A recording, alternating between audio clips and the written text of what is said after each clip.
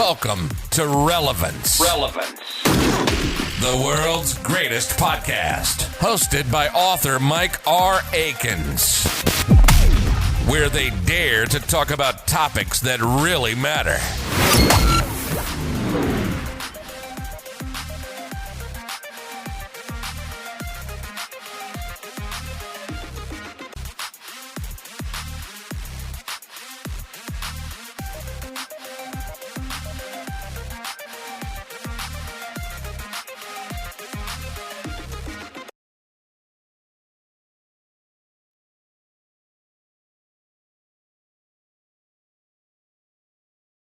What's going on, ladies and gentlemen? Today we're here with Mike Aikins, and he's going to talk about a system that a lot of us are involved in as men, and whether voluntary or involuntary. And he wrote a book about it. It's all about child support. So, Mike, thank you for joining us on the show today. Hey, thank you for allowing me to be here. All right, let's get into that conversation on child support, because it's always touchy. The men feel a certain way with that. You know, the women come in and they have their feelings with that, and then you only have maybe a certain section of women that understand the horror of it. But you explain to us a little bit what made you write that book about child support. Wow. Man, I tell you, I'm smiling now, but man, I tell you, I've been through years and years and years of suffering through this system, because it's such an unjust system. I mean, there's no justification. There's no justice on the side of the non-custodial parent. And basically the way the system is designed is they take you to a temporary hearing, a temporary orders hearing in the early part of your divorce proceedings. And they're going to quickly designate the man as the non-custodial parent. And once they do that, you're the obligee of a Title IV contract. And whether you realize it or not, you've just signed your life away for 18 years, or from the time that your kids turn 18. It's a financial contract that is so overwhelming. A lot of people don't really understand what they're getting into, because the way I got into it, Phillip, I mean, I'm an upstanding guy. I'm a tax-paying citizen. I felt like, hey, look, I'm going to support my kids. I'm going through a divorce, but yeah, I want to support my kids. I'm not trying to be a deadbeat dad. I'm not trying to run from my responsibility. I'm trying to take care of my kids. But what happens is when you get in this system, it is designed to make you fail. They want you to be they want you to get into arrears. They want you to get behind on your payments so that they can add on interest, penalties, and all of this kind of stuff. And what they do is they go out and they put these call centers up around everywhere. So now you're calling into a call center and you got thousands of other people making money off of your back, And the sad part about the whole situation is your ex might not even be getting that money that they're garnishing from your check. And I know it's hard to believe, but what happens is there's two different accounting systems, okay? There's Title IV-A over here, which is like the old welfare system. And then there's Title IV-D over here, which is basically just the garnishments that they're taking out of your check. So it's two different accounting systems, and they work independently, but all of the money goes to the state. So you can slow me down at any point, interject, ask questions, and I have just a few questions for you. Okay. In your opinion, why do you feel they automatically make the man the non-custodial parent? Why do they do that? Okay, so they do it for money. Okay, they do it because the system has absolutely zero rights for the non-custodial parent. Okay, zero. When you're designated an obligor and you're designated the non-custodial parent, all of your rights are taken away. So now you have to pay the system. So what Texas does, because I've been in the Texas system, and let me point out, Texas is #1 in child support collections. #1 in the whole entire United States. Okay, but there are a couple of different ways that they go about doing it. See, Texas is a is a fault-based system. You have no fault divorce and you have fault-based divorce. Okay, what Texas does, Texas is going to come in and try to like make it seem like there's some family violence or there's some kind of reason why you're unfit to be the parent of those kids, or you're unfit to get 50-50 custody. And man, let me tell you something. They'll do it underhandedly. The way they did it to me, they put it on my case, and I didn't even know that they had put it on there. We never even went to court and talked about it. And then all of a sudden, like maybe, I don't know, 7 or 8 court cases down the line, I looked at the paperwork and it showed that, oh, family violence has occurred. I'm like, what? We never went to court about having any family violence in my divorce or anything like that, but they had it there in my case as if that actually occurred. So this is what they do. They will make it obvious that you're unfit, the man, the non-custodial man. What they want to do is designate you as unfit to be those kids' parents, to get 50-50 joint or shared custody. And then, so what they do is they funnel all that money back through the custodial parent, which is the mother. And the whole system is designed for her. When we go to court, when we go to a Title 4D hearing, we don't get to say anything, okay? We don't get to, even if we have a lawyer, sometimes we will not even get to speak on our own behalf. And the system is so stacked against the non-custodial parent because that's how they make all of their money. So you talk about no fault divorce and you talk about fault divorce, fault-based divorce. And Texas is a fault-based divorce system, whereas you have about 9 different states that are no fault divorce, but they still find a way to separate the father from those kids and make him non-custodial so that they can funnel all the money back through to the custodial parent, which is the way the system is designed. Well, like I said, I went through, divorce in Texas. I went through, like I said, child support. I also went through child custody in Texas, okay? And from what my experience is, the standard possession order that they give you isn't, really a lot of leeway for you. I agree with you on that. Now, the situation where you say they put a family violence, I guess you was going through a divorce, correct? Right. Okay. So what evidence did they have that you had any kind of family violence? What is it? A police was called to the house one time because y'all was arguing, or what was it? Exactly. Police called to the house one time. We had an argument, and that's really what led to the divorce. But it was never like discussed in a court case. It was never like, we never went to court and decided if in fact that was like legitimate. Okay. It was just so basically that's where they got that from. Because when the police come to your house, anything with some sort of domestic dispute, they'll go with that to try to, not to say that you was convicted of anything, not to say that it could just be the police coming to the house and say, hey, y'all calm down or whatever, we're going to take somebody to jail, right? But they still going to try to go that route, because like you said, they want the mom to have the children, and because they're going to make more money off the mother than they would off of the father, because a lot of men, including myself, will be like, look, if I got custody, you ain't got to pay child support. Right. A lot of men will say that. But with the women, they usually, of course, statistically, women make less than men. Then 9 times out of 10, they're going to collect the child support.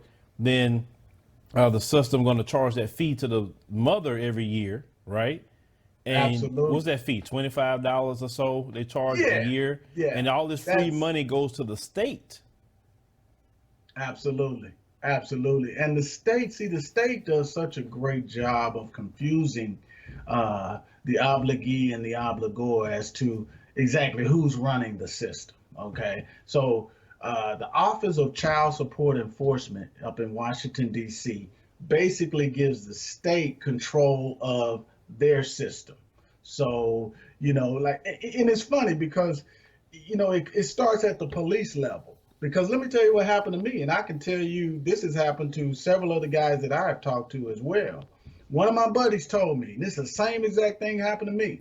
When that police came out on that domestic dispute that time, it was no violence, no punches being thrown, no nothing. It's just my ex decided to call the police because she thought she could get me in trouble and get the edge. If we did have a divorce case, she would have some dirt on me. Okay. So with that being said, they came out. But here's what the police told me and told my friend and tells every other man. And this is why I say it starts at the grassroots level of the police force, because they're basically independent subcontractors of the whole Title 4D system. Okay, so what the police told me was, man, you should get a divorce. If y'all gonna be doing this kind of stuff, you should just go ahead and get a divorce. I mean, policemen are out there advocating divorce. Now, this policeman came out to my house. He hasn't witnessed any punches being thrown. He hasn't witnessed any child abuse. He hasn't witnessed any wife abuse, any husband abuse, anything. But the first thing he says is, man, y'all should just get a divorce because if y'all gonna be having us coming out for this kind of stuff, y'all should just go ahead and get a divorce. And the reason why he does that is because the whole entire system, from the time that they serve you papers and serve you a subpoena or whatever, a court order, put it on your door or bring it to your job for you to come to court and all that, is based on him being employed as a subcontractor for the Title D contract. Right. So for me, I'm real different about even making threats to me about calling the police, because for how I feel just as a black man, if you calling the police, you're trying to call in my murder. That's how I look at it. I don't look at no interaction with the police as just routine, because we know as black men, it could be something simple as that, and it could be 100 bullets put in you. You get what I'm saying? Absolutely. So for me, I'm so serious about that. I'm like, if a woman even think about picking up the phone and call police, leave. I said, because to me, if you won't call them, you might as well just go ahead and say you tried to kill me that day. You get what I'm saying? I'm very serious about that. And I tell every black man, have that attitude, because all this, I'm going to call the cops, I'm going to do this, I'm going to do that. You know, there was no reason for that? No. Matter of fact, hell no. Right. You know. You're right. You're right about that, brother. I mean, because half of the women right now, they know that all the laws are skewed in their favor. Okay. Mm-hmm. They know that the man has absolutely zero, rights or anything when it comes down to, like the police told me when he came out, he said, if there were punches being thrown, I don't care if she threw one against you or you threw one against her, somebody got to go down because we got called out. Okay.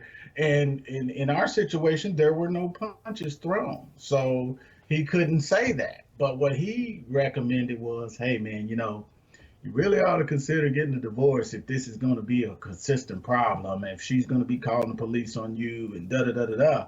But what that does is that sends you down like that proverbial rabbit hole, because when you get to court and stuff like that, man, and you go through the child support system, the Title 4D system, it's basically skewed to cause one parent to be unfit so that they can funnel all of the economic, what I want to call it, everything that's in their advantage to making money off of you.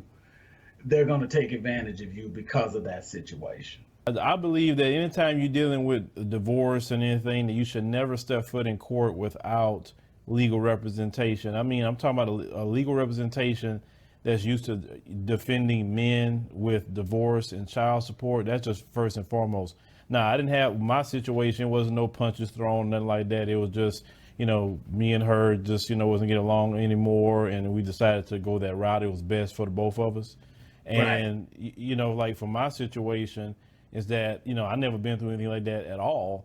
And then they automatically, like you said, they give the woman a child, didn't even ask me about custody or anything. And then, if you're a brother that's making some decent amount of money, they'll put not only child support on you, but they'll put temporary spousal support on you as well. Absolutely. Yeah, of course, if you have a decent job, and some brothers do, I'm talking about now, you ain't got a job making Right. money like that, you ain't got to worry Right. about that. But the Yeah. more money you make as a man, the worse you're going to fare in family Absolutely. court. You understand what I'm saying? Absolutely. And I tell people this, family court is the only court I believe in America where racism really don't exist like that. And I'm going to tell you why. Because they'll hit a white guy with them same numbers as much as they hit brothers. I've seen it. Yes. And they don't care. Now, criminal court, yes, it's all racism there. You know, Right. if you're a white person, you can do whatever. Black man, Right. he get locked up, 10, 20 years. You know what I'm saying? Yeah, But yeah. when it comes to collecting that money, and they get more white guys on that money than they get us. Absolutely, man. Have you heard lately Kenny Smith of TNT and even Kevin Garnett? You know their wives are taking them to the cleaners on this stuff. I heard Kevin Garnett supposed to be paying like $100,000 in spousal support. Yes. Yeah, Yes. I heard. You know? And Yeah, I mean, but we go back to like some of the things that you were discussing earlier, man. It's just the whole system is skewed toward making the man, the victim. He's the proverbial unfit parent. We're gonna give the kids to the mother under any circumstances. They don't even look into the real circumstances. Like if that man is taking those kids to school, if he's taking care of them, if he has them. They don't care about that. They don't care about any of that. All they care about is that money. I'm talking about the court system. Money. That's all they care about. Money. But like I say, with my situation, when I had went up for a review of child support or whatever, I had a surplus of $1,400. I didn't owe any money. I had a surplus. Right. And at the time period, because I was getting bonuses on my job, the job would still send a portion of that bonus to the child support. So that's how I got they hate that. overage. They hate that. It was an Yeah. overage. So the judge was like, at the time, he was like, he said, I really, appreciate, how you take care of your business. He said, I see you got an overage. He said, I don't see too many people coming here like that. Right. So he said, I really commend you on, your situation. And then when he set my new child support, he backdated with the new child support that he had ordered from the time we started the case, which was like about 7-8 months. So I went from having a overage of $1,400 of child support to now owing $7,000 worth of child support. And I'm looking at him like, what? I understand the new child support starts right here, but why are you backdating it? So what you said about that arrears or whatever, yeah, I cleared it up or whatever. But the fact is, and how I had to clear it up was they tacked on, they gave me the new child support and they said, okay, in addition, you got to pay this extra, right? And then they put that mess on your credit report, but it showed that, I pay my stuff on time every month. Right. But the fact is, it's on your credit report. Absolutely. That you paying child support, and that sometimes hurts you. Phillip, do you know that this whole system, bro? Let me share something with you, man. I don't know if you know this or not. A lot of people don't, but I've been going through this for about 22 years. Okay, the judges that preside in a Title 4D. See, Title 4D is totally different from a regular court system. Okay, you got to understand what the dynamics that you're dealing with. Okay. In Title 4D court, those are not real judges. They don't even put your hand up. I solemnly swear to tell the whole truth and nothing but the truth, for help me God. They don't go by any of those types of procedures. Okay, it's because they're not real judges. All they are what they call judge impersonators. They are sent there by the administrative branch of government, not the judicial branch. These are not the people that we vote into office. We vote in judges. Judges appoint associate judges. Okay? Associate judges have to recluse themselves from your case because of conflict of interest, because they're getting paid out of the money that comes out of the child support system. So they can't technically hear one of your cases. So what they do, they recluse themselves of your case, and they appoint an associate judge to hear your case. But what you're dealing with in terms of an associate judge is someone from the administrative branch of government. They're not even from the judicial branch, and they're just a judge impersonator. They don't even know anything about procedures in the court. They're just there to collect money from you, man. And I'm telling you, brother, it is the biggest scam going on right now. Because people don't even, let me tell you something, man. If you go down to a Title 4D hearing in Dallas, Texas, which is where everything started for me, they have their own section of the courtroom labeled Title 4D. It's not even like the other sections of the court for family court. They got their own section. They go by their own set of rules. You cannot even bring a witness into your case. If I'm going to court, trust me, bro, I've been in there about 10 times. They would not even let me bring a witness into and hear what's being done to me. Okay? They arrested me 3 times, man, over some BS. I lost every job. Okay, well, that you I say, had hold on. You say you was arrested 3 times. What were they arresting you for? What they call it is contempt of court. Okay, so they did a contempt of court on you for what? It don't have to. It can be whatever the judge's discretion is. He can say. Well, I can tell you. You know, was it a motion of enforcement? What was it? Well, of course, I was behind on support. Okay. You were behind. Well, were you working with the Attorney General to try to, make payments, or how did that work out? Absolutely, man. I'm bringing them check stubs. I'm showing them, hey, look, I'm working this job. The price you got me paying right now, I can't afford. Here are my check I have another stubs. question about that, because like I said, this is something I'm extremely passionate about too. So when I had lost some employment, right, and my child support at that time period was like $900 some odd a month. Right. And I had lost that particular job. Immediately when I lost that job, I did my research to go on my own, and I didn't have a lawyer, and I filed for a modification, because in the state of Texas, if your income increased by 20% or decreased by 20%, you can get a modification of child support. Now, did you get a modification of child support? Man, it's like this, bro. If that judge is having a bad day and he don't want to give you no modification, he ain't finna give you no modification, brother.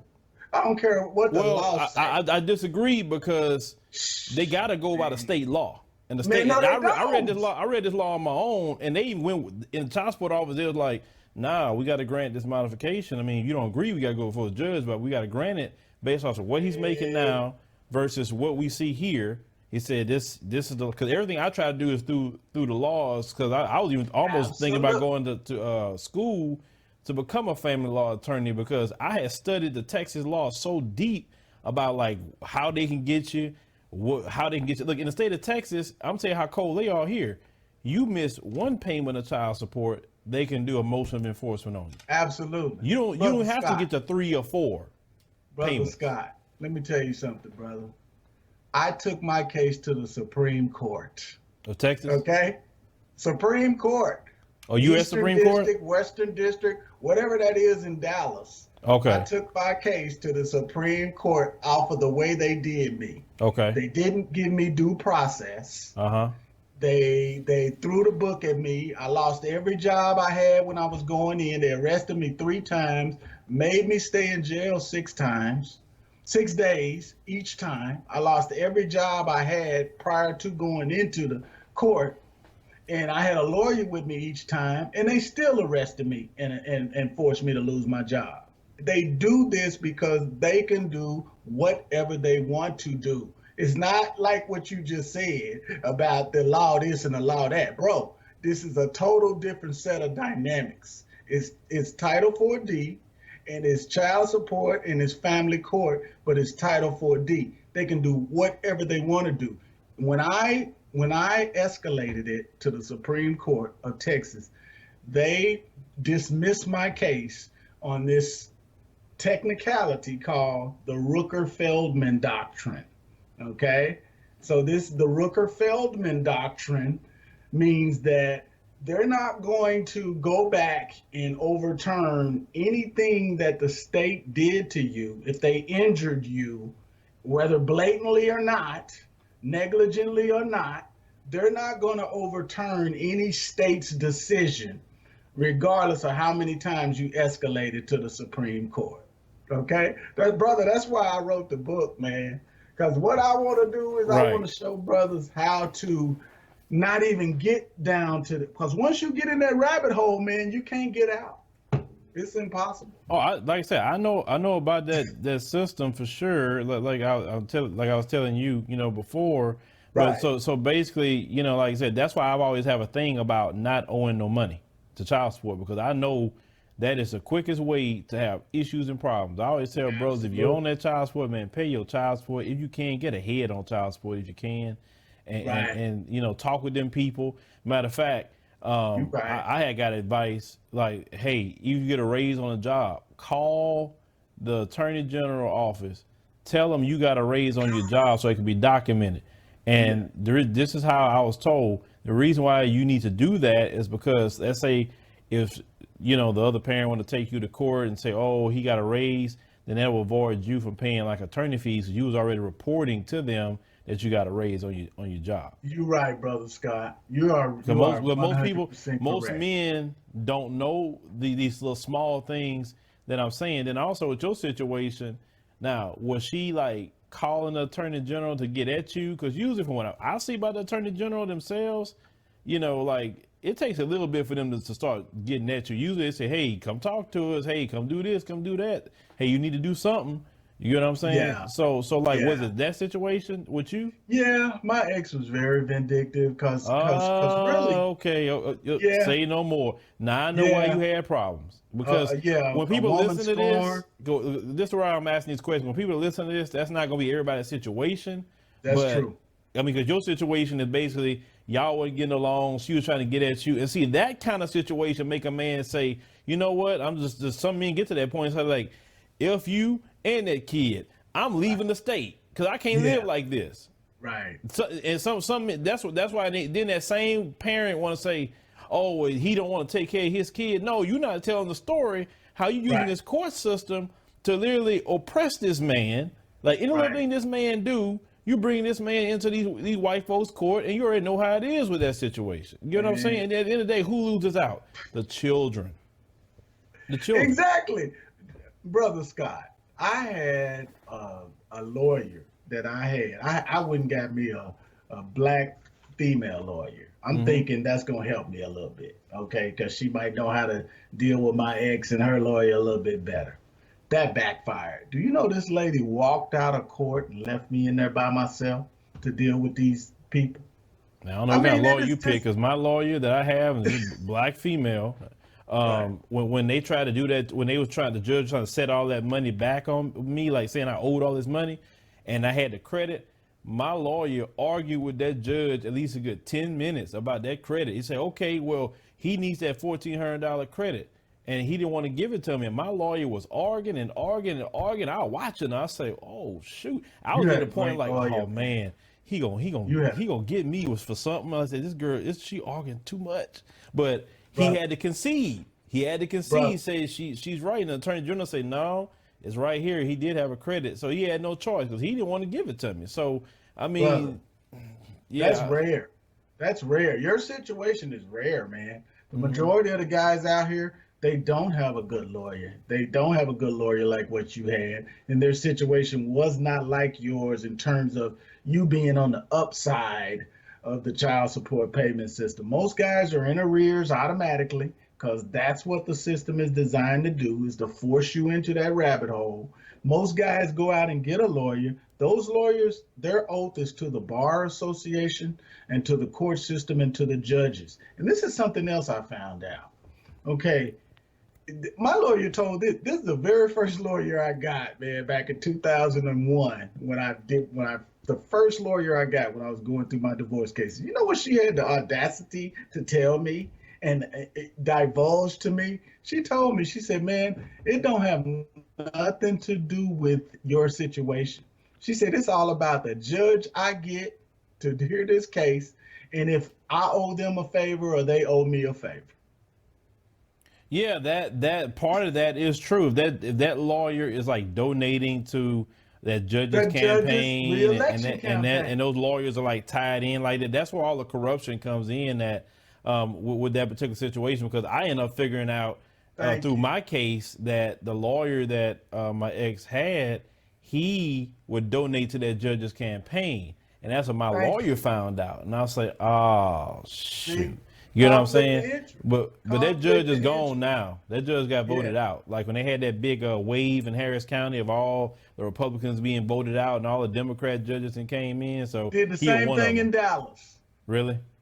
Yes. Did the same exact thing in Dallas. And it's amazing how that happens, you know, all of a sudden. But man, let me tell you, it's going to take some serious legislature. From the president down or something. Somebody gonna have to come in. I wrote Barack Obama when he was the president. I wrote him a very, very good letter explaining all my details. He responded back. Of course, it wasn't him. It was probably one of his assistants. Yeah. But they forwarded me back to the Office of Child Support Enforcement or Human Services, whatever that federal office is in Washington, D.C., is it what they referred me back to. So it was almost like it was a waste of time. So I wasted time. Well, for me with this system, you have to be proactive, because the reason why they hit you with arrears the moment that the mom go file is because, let's say you left the house and we say right now July, and she go file child support September, where they gonna hit you for August, because you probably not gonna get a hearing date or whatever to maybe October, November. So they're gonna be hitting you all that time. So what if you're gonna do as a man, whether it's divorce or whether you left the house, you as the man, I would suggest you get a lawyer, and then you file the case on yourself, and then go ahead and start the process with those people. Because if you're not proactive with that system, from what I see, then they're going to have the upper hand on you. And then also in court, it makes you look better as a man, even though it's still hard to look good as a man. But it's still, when they say, oh, he filed it on himself. Oh, okay. Oh, he already paying. Okay. Well, that's kind of like how they look at it. Even the situation with, you say, talking about the custody. Like, if you really want better custody, I don't know if you know about the expanded possession order. I don't know if you know, or you wrote about that in your book, but that's what I have. Because when I went to, me and my ex was going back and forth about custody and everything, and I didn't get custody, but they ended up giving me expanded possession order, where you have like your child from Thursday evening all the way to Monday morning. Right. And then you get 45 days in the summer instead of 30 days in the summer. I mean, if you so chose, but you have to write your ex and tell them about the extra days, and like you had, and it was put in there, mine had to be off. I don't know if you know about this app called Our Family Wizard, where that's the way we had to communicate. Because it's sanctioned through the court to communicate. I'm pretty sure you know about that. It was communication issue about my son, whatever. So it was put in that I had to, I wanted it in there that I had to get him a cell phone, that I took care of, that way I can communicate. So what I'm saying is, because I just don't want just people to hear gloom and doom. I want people to know that you can take charge as a parent in this system. But let me ask you something, Mr. Scott. I mean, because you seem like I know you didn't get to be in the position you're in by being foolish and being a dummy. You seem to be a very articulate guy. But your situation, bro, I'm telling you, man, it's like you're rare. You're rare, because the average guy that's going through this, man, he's getting hit with so much. Oh, yeah. He can't even do the things that you're talking about. But brother, listen. I'm the type of person, I hear people's story. I don't just say, oh man, that's messed up. What I'm doing is listening to your story and making a lot of mental notes. So I say, I don't want to be that guy. That's anything that I do in life. So when I got in that particular system, right, not because I wanted to, matter of fact, I was mad that I was even put into that system. But I'm like, I believe the child support system should be for people that don't take care of their kids at all. And then they have to be forced to. But the system, that's where it used to be. Yeah, but the system automatically will put you in that system. Right. That's very corrupt. Like I said, the state's making money. The judges get money into their retirement for every child support case that they put down on the dockets, right? They sign off on. See, people don't know about that portion of it. So what I'm saying is to men is to be proactive, because yes, we can talk about the horror stories, and I believe everything you're saying. There's been people that's always been locked up, losing this, losing that. State of Texas, you can't register your car, you lose your license. I mean, it's like Can't cutting get a off passport. Yeah. If you owe $2,500 in back child support, they will suspend your passport, but you can owe I don't know how much money in taxes, and they won't suspend your passport. You get what I'm saying? I mean, it's utterly ridiculous how that system is. So that's why I tell men, look, be proactive, and then on top of that, don't owe money. That's please. Right. And then be responsible with your children making. That's another thing, because you got some brothers out here making babies and whatever, and then now you talking about they're taking 50% of your check. Well, I mean, right. That just. Well, that's the primary reason why I wrote the book, was to catch the guys before they get into the rabbit hole. Right. Because I got 15 proven remedies to save you thousands of dollars in child support, fees, penalties, and that whole entire rabbit hole. So you make a very good point. Well, tell us how we can get that book, and the name, and is it on Amazon, or where is it at, so people can check it out? Yes, it is on Amazon currently. It's being distributed worldwide. It's called A Simple Guide to Child Support Redemption by Mike Aikins. I have a few reviews out there on it and everything, but if you just type in A Simple Guide to Child Support Redemption, Amazon, it'll pop right up. Now, you can buy 2 different versions of the book. You can get it in paperback, or you can get it in Kindle. And right now I'm in the process of creating an Audible version as well. I also have a website, not a website, but a YouTube page where I have several instructional videos that help guys that are struggling with child support issues. If they just go on to my website, Author Mike R. Aikins, and just look at some of the instructional videos, it'll help them as well. And then I have a mobile application right now that's in development that once that comes out, it's going to be called Child Support Made Simple. And you just hit that mobile app, you get on there, man. I got the child support manual in there. I got all of these different things, these different remedies for situations that occur while you're going through the child support process. All right. So, ladies and gentlemen, make sure you check out, the book. We'll put the links and everything there. Just like some of my advice, I would say just be proactive with that situation. Don't let them people come after you. You go and put yourself on child support. Don't. I'm telling you, because they just screw you at the end of the day. And also, a good attorney is definitely important for you. So if you live in the Houston area and you need an attorney, I can turn you on to my attorney. She, that sister will fight. Trust me. I was highly recommended for her from another brother, how she had handled them folks in court. So I said, well, give me her number. You know what I'm saying? So if you need her number or her name, or a matter of fact, I'll just put her website in the pinned comment. And then you guys, if you need legal services, go, talk to her, and she'll definitely, help you out, with that situation. She don't charge her arm and a leg either. So that's a great thing about her.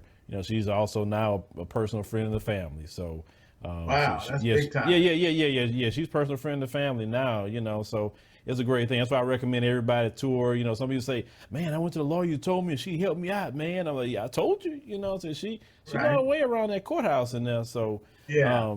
I'll make sure I leave that. So, Mike, thank you for coming on the show and talking about a relevant topic. Brother Phillip, God bless you, man. I appreciate you, brother. Yes, sir. And, just keep educating out there, because a lot of men need to know about that system. That's one system that get you so jammed up so quick, you would know, where your head is spinning. I'm telling you, it'll take the best of us, man, and send you down that rabbit hole. Yes, sir.